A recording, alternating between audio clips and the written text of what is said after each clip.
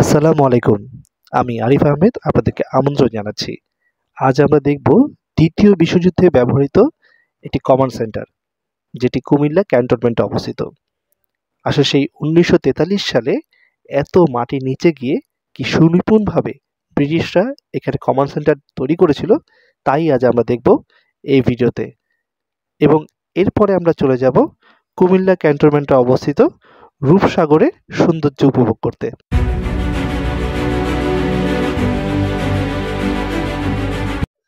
আসসালামু আলাইকুম, শুভ সকাল।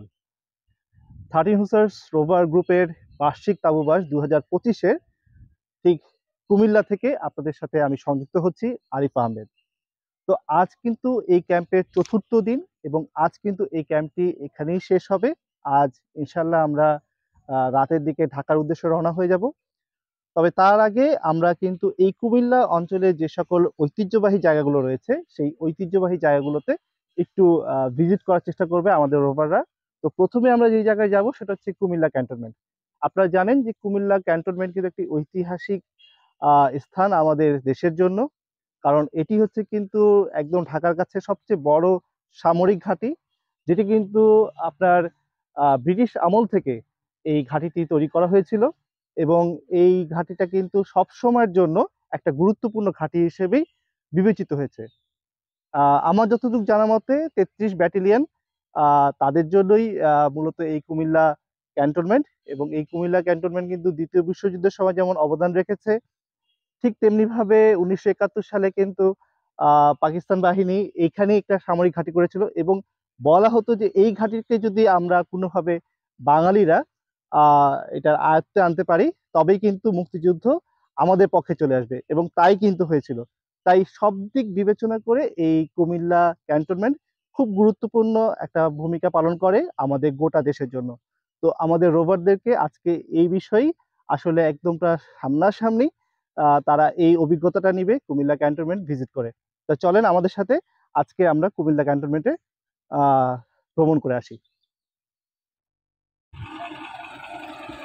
আমরা একেবারেই সকাল সকাল রওনা দিয়ে দিই।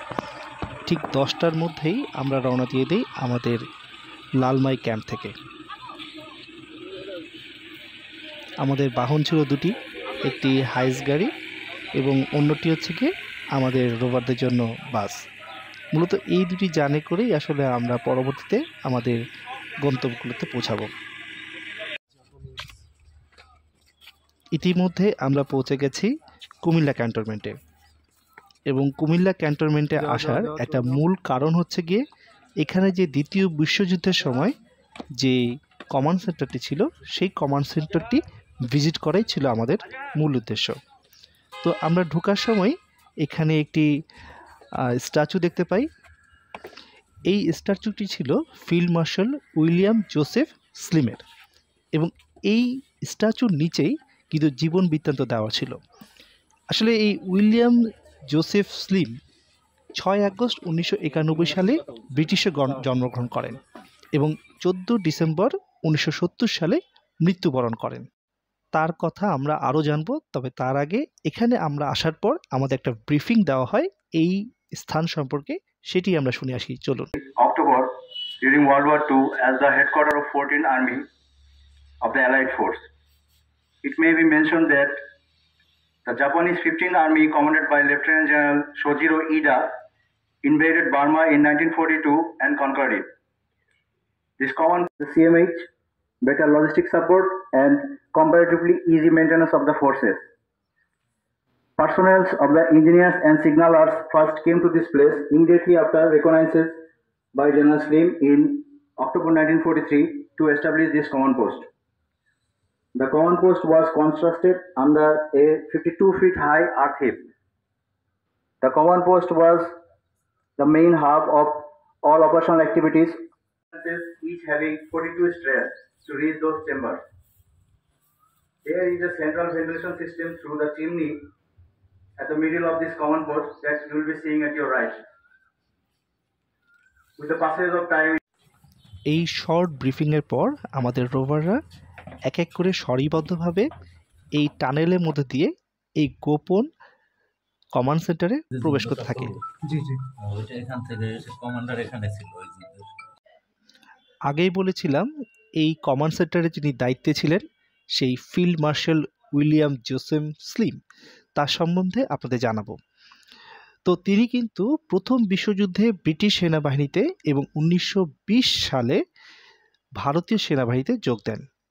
দ্বিতীয় বিশ্বযুদ্ধে তিনি পূর্ব আফ্রিকা ও মধ্যপ্রাচ্যের ভারতীয় সেনাবাহিনীতে নেতৃত্ব দেন। 1943 থেকে 1944 সালে কুমিল্লার এই কমান্ড পোস্ট থেকে উত্তর ভারত জাপানি আগ্রাসন প্রতিহত করেন এবং বার্মা পুনরুদ্ধারে সক্রিয় ভূমিকা পালন করেন এই কমান্ড সেন্টার থেকে। 1948 সালে ফিল্ড মার্শাল পদে তিনি উন্নীত হন এবং 1953 থেকে 1959 সালে আফ্রিকার গভর্নর জেনারেল হিসেবে দায়িত্ব পালন করেন তিনি। এখানে দ্বিতীয় বিশ্বযুদ্ধের উপর একটি প্রামাণ্যচিত্র দেখানো হচ্ছিল আমাদের রোভারদেরকে। জি জি, স্বাধীন হবে 48। এই উপরে যে চিমনিটা ইউজ করা আছে এটা কি হচ্ছে ভেন্টিলেশনের জন্য। এটা কি কোনোভাবে ওই সময় ধরা পড়তো না যে এখানে কিছু একটা আছে বা এরকম? তখন তো এত প্রযুক্তি ছিল না, এত প্রযুক্তি ছিল না,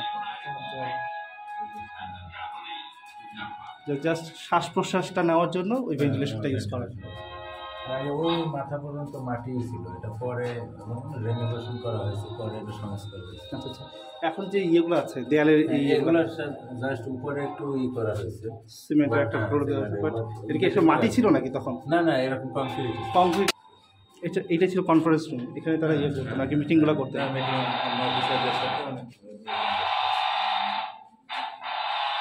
আর এটা ছিল হচ্ছে কি চিফ স্টাফের রুম। হ্যাঁ, চিফ অফ স্টাফ। উনি ছিলেন তখন দায়িত্ব নাকি? চিফ হলো জেনারেল ম্যানেজার। মাছ।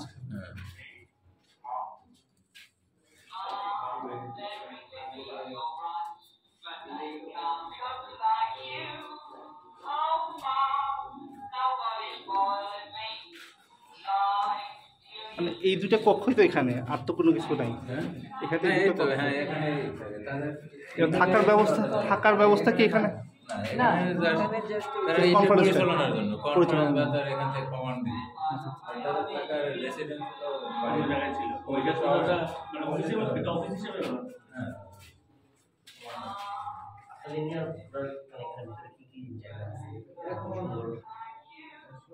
আমরা দেখতে পেলাম এখানে যে জেনারেল স্লিমের কথা বলেছিল এবং সেই জেনারেল স্লিম এবং তার টিম মেম্বারদের একটি ডামি তৈরি করা রাখা হয়েছে।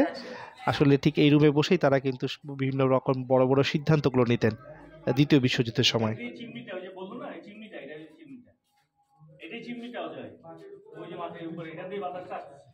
আসলে এই এত নিচে, মাটির নিচে তাদের এই কনফারেন্স রুম থেকে শুরু করে পুরো একটা অফিস সেটআপ কিন্তু তৈরি করেছিল।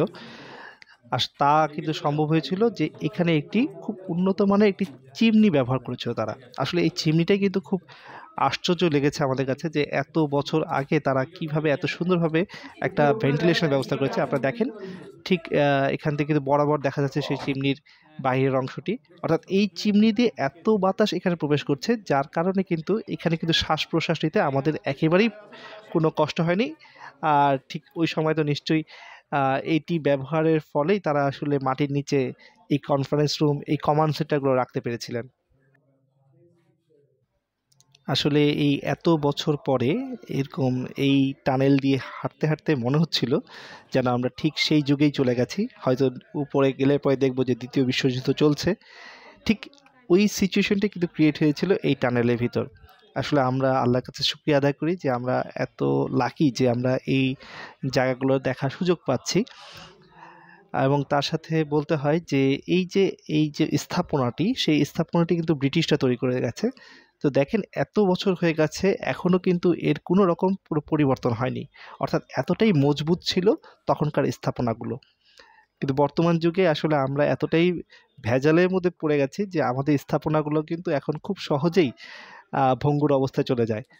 তো আসলে আমাদের সেখান থেকেও শেখার কিছু বিষয় রয়েছে যে এত বছর আগে তারা এই যে টানেলগুলো তৈরি করেছে একেবারেই কিন্তু তারা বলছিল, আমার সাথে যিনি ছিলেন এক আর্মি অফিসার বলছেন যে খুব সামান্য পরিমাণ সংস্কার করা হয়েছে, কারণ এই টানেলগুলো এত সুন্দরভাবে পরিকল্পিতভাবে তারা তৈরি করেছিলেন, যার কারণে একেবারেই কিন্তু অটুট রয়েছে এখন পর্যন্ত।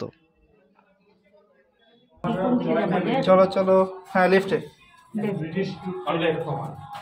আর আছে কেউ?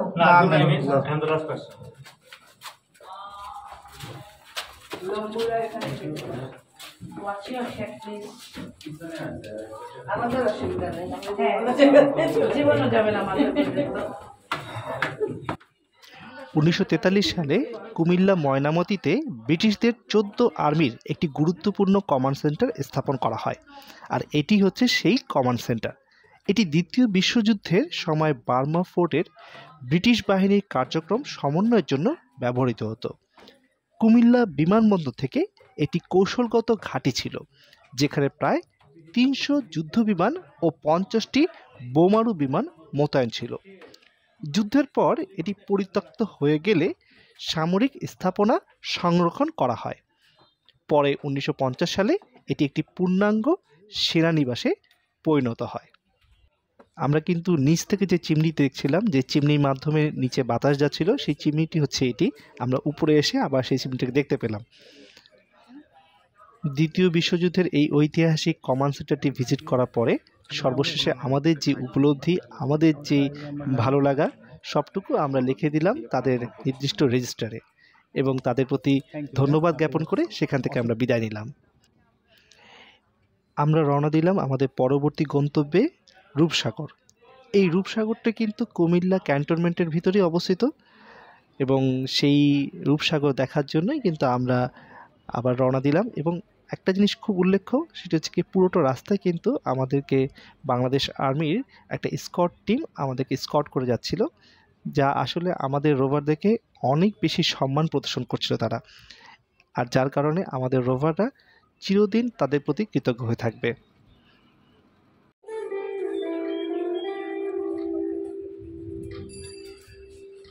দেখতে দেখতে আমরা রূপসাগরে এসে পৌঁছে যাই। আমরা যখন রূপসাগরে পৌঁছাই তখন কিন্তু প্রায় বেলা 1:30 বাজে, অর্থাৎ একেবারেই মধ্য দুপুর। তো এই মধ্য দুপুর হওয়ার পরেও এখানে এত গাছপালা থাকার কারণে এখানকার পরিবেশটা এতটাই স্নিগ্ধ, যার কারণে কিন্তু আমাদের রোভারদের একেবারে মন ছুঁয়ে যায় এই পরিবেশে এসে। তো আমাদের রোভাররা খুব এনজয় করছিল, আসলে এই চারপাশটা ঘুরে দেখছিল। তো আমরাও বেশ এনজয় করছিলাম আসলে এই স্থানটিতে এসে।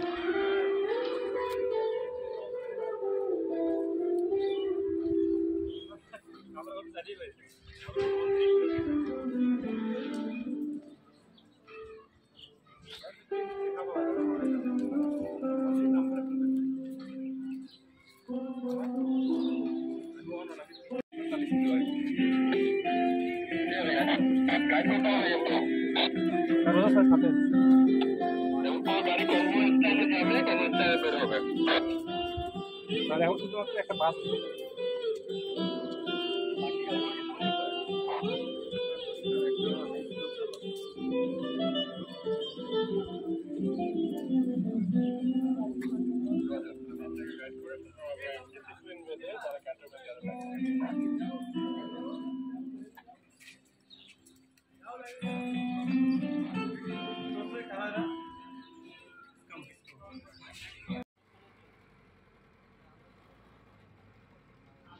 রূপসাগরের সৌন্দর্য উপভোগ করার পর আমরা রোভারদের নিয়ে রওনা দিলাম আমাদের পরের ডেস্টিনেশনে।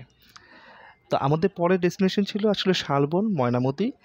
তো কোন রাস্তা দিয়ে গেলে আসলে আমাদের জন্য ভালো হবে সেটা যখন তাদেরকে আমরা জিজ্ঞেস করলাম, তারা কিন্তু আবার আমাদেরকে ঠিক একইভাবে পথ প্রদর্শন করে আমাদেরকে একেবারে ক্যান্টনমেন্টের শেষ যেই গেট পর্যন্ত আমাদেরকে তারা কিন্তু পৌঁছে দিলেন। তো আসলে তাদেরকে ধন্যবাদ দিয়ে আর ছোট করতে চাই না। আসলে বাংলাদেশ আর্মি আমাদের দেশের জন্য যেমন গৌরবের, তেমনি আমাদের বিশ্বের কাছেও একটি রোল মডেল হিসেবে কিন্তু এখন আখ্যায়িত হয়েছে। তো তাদের এমন আচরণে আসলে আমাদের রোভাররা একেবারেই মুগ্ধ ছিল। তো নেক্সট ভিডিওতে আবার দেখা হচ্ছে আপনাদের সবার সাথে।